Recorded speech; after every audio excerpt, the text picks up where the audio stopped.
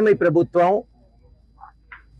ఏర్పడిన వారం లోపలే, కేవలం వారం లోపలే రెడ్ బుక్ రాజ్యాంగాన్ని పాటిస్తూ, అంబేద్కర్ గారి రాజ్యాంగాన్ని తుంగలో తొక్కుతూ, పరిణామాలు ఎలా ఉంటాయనే ఉదాహరణకే సోదరుడు పాపం నాగమల్లేశ్వరరావు గారు చిత్రహింసలు పెట్టి స్టేషన్కి తీసుకెళ్ళి అనరాని మాటలని చివరికి బయటకు వచ్చినా కూడా తాను ఎంతగా బాధపడ్డాడో, ఎంత ఇబ్బంది పడ్డాడో, ఒక మనిషి ఆత్మహత్య చేసుకున్నా అంటే దాని పరిణామాలు ఎంత దూరం తీసుకొచ్చినాయో ఆలోచించండి.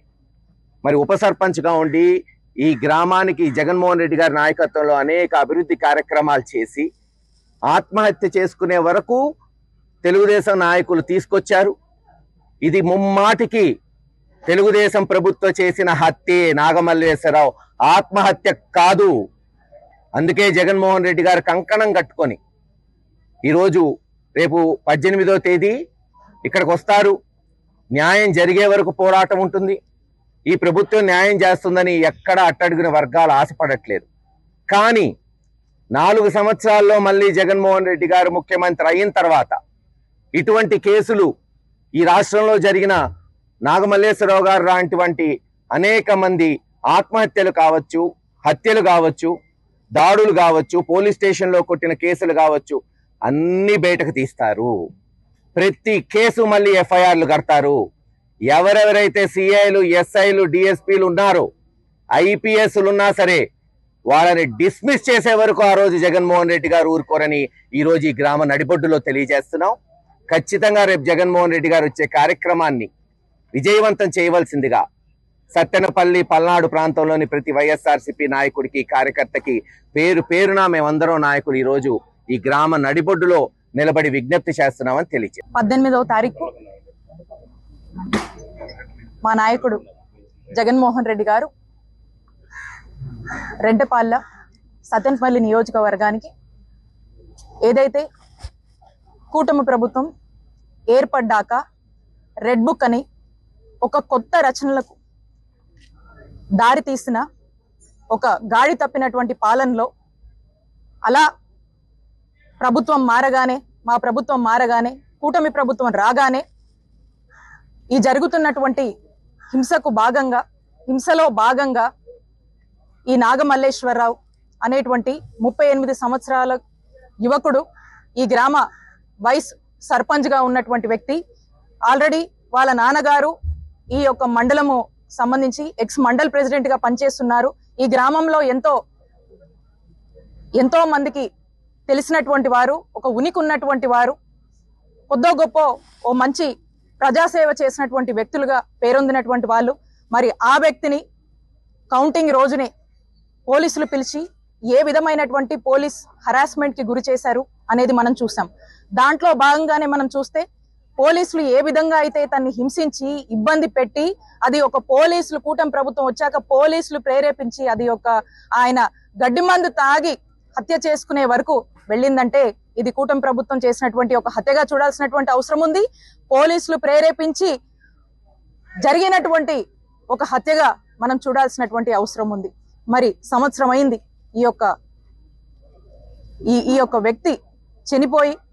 మరి సంవత్సరం తర్వాత మరి రోజున వాళ్ళ కుటుంబ సభ్యులందరూ కూడా ఆ అబ్బాయి నాగమల్లేశ్వరరావు గుర్తుగా వారి యొక్క విగ్రహాన్ని ఈ గ్రామంలోనే, ఈ ప్రాంత ప్రజల యొక్క ప్రేమల మధ్య, ఈ ప్రాంతం ప్రజల యొక్క మనల మధ్య ఇక్కడ రాజకీయం చేసినటువంటి వ్యక్తిగా అతనికంటూ ఒక గుర్తింపు ఉంది. ఆ ప్రేమాభిమానాలకు సంబంధించి వారి యొక్క కుటుంబము, ఈ గ్రామస్తులందరూ కూడా ఆ విగ్రహాన్ని ఏర్పాటు చేసుకోవడం జరిగింది.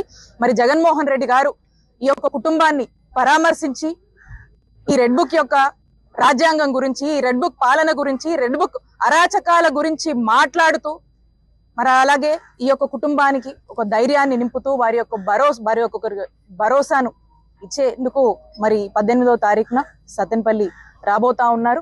కాబట్టి అందరూ కూడా చూస్తా ఉన్నారు రాష్ట్రంలో జరుగుతున్నటువంటి అరాచక పాలనను, రాష్ట్రంలో గాడి తప్పినటువంటి పోలీస్ యంత్రాంగాన్ని చూస్తా ఉన్నారు.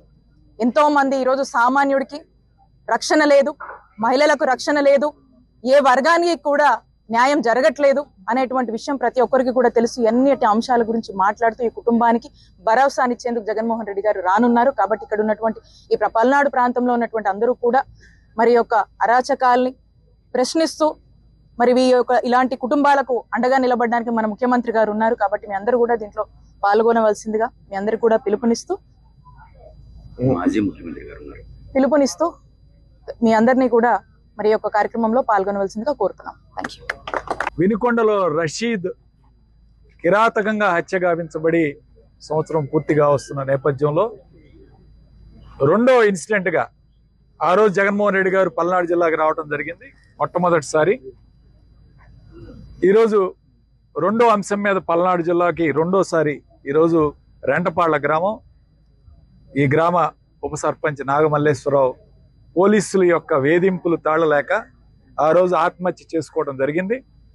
ఆత్మహత్యకు గాను ఈరోజు వాళ్ళ కుటుంబ సభ్యుల్ని పరామర్శించే కార్యక్రమం మీద అట్లానే ఆయన విగ్రహాన్ని ఈ గ్రామం నడిబొడ్డున ఈరోజు ఆవిష్కరించడానికి జగన్మోహన్ రెడ్డి గారు ఈ నెల 18వ తారీఖున ఈ గ్రామానికి రాబోతున్నారు, రెంటపాళ్ల గ్రామం.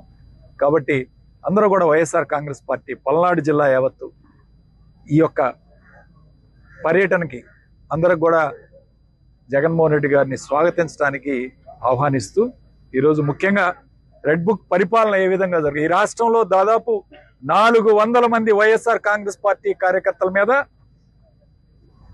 దాడులు, హత్యలు, ఆత్మహత్యలు జరిగాయి.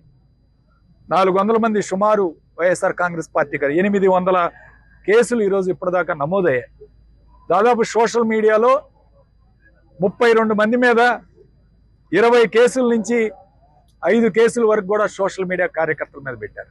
కాబట్టి ఏ విధంగా ఈ రెడ్ బుక్ పరిపాలన సాగుతూ ఉంది ఈ రాష్ట్రంలో అనేది యావత్తు ప్రజలకు ఈరోజు అర్థమైంది. వీళ్ళు కేవలం అరాచకత్వం, కేసులు పెట్టే కార్యక్రమం మీదనే బతుకుతున్నారు.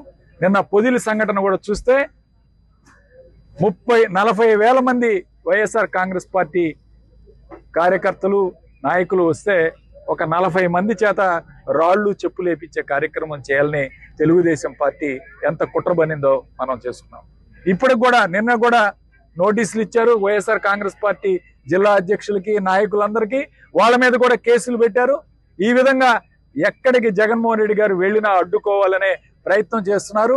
కాబట్టి వైఎస్ఆర్ కాంగ్రెస్ పార్టీ కార్యకర్తలందరూ కూడా ధైర్యంగా జగన్మోహన్ రెడ్డి గారిని స్వాగతించడానికి అందరూ కూడా రేపు 18వ తారీఖు రావాలని, ఈ కార్యక్రమాన్ని విజయవంతం చేయాలని మనస్ఫూర్తిగా కోరుకుంటూ సెలవు తీసుకుంటాం. ఇండియా పాకిస్తాన్ తాజా అప్డేట్స్ కోసం డౌన్లోడ్ చేసుకోండి RTV లైవ్ యాప్.